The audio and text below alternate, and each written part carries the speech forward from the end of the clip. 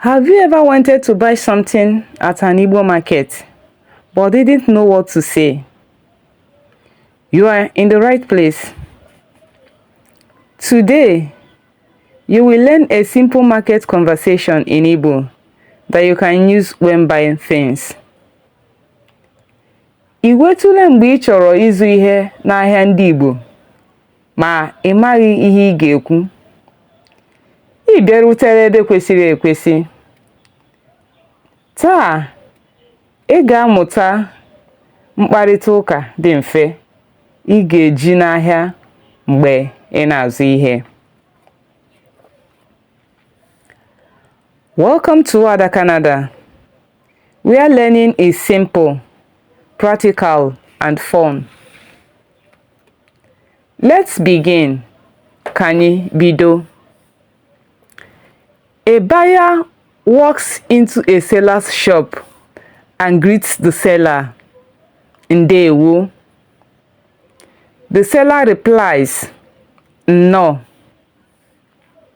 The buyer says, "Ego ole ka ọ bụ?"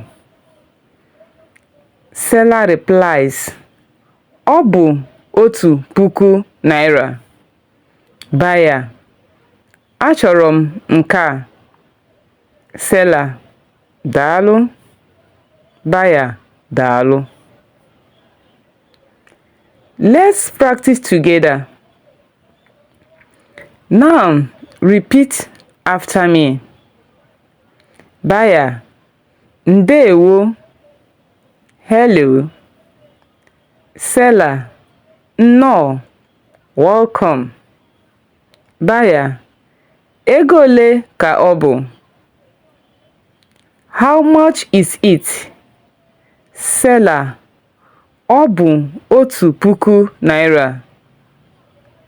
It is 1,000 naira.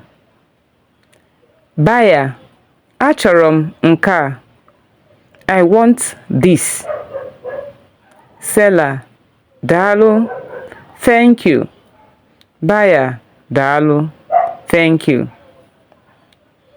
Well done. You've just learned a simple market conversation in Igbo. Now, it's your turn. Can you say the conversation from the buyers and the sellers' roles? Let me know in the comments.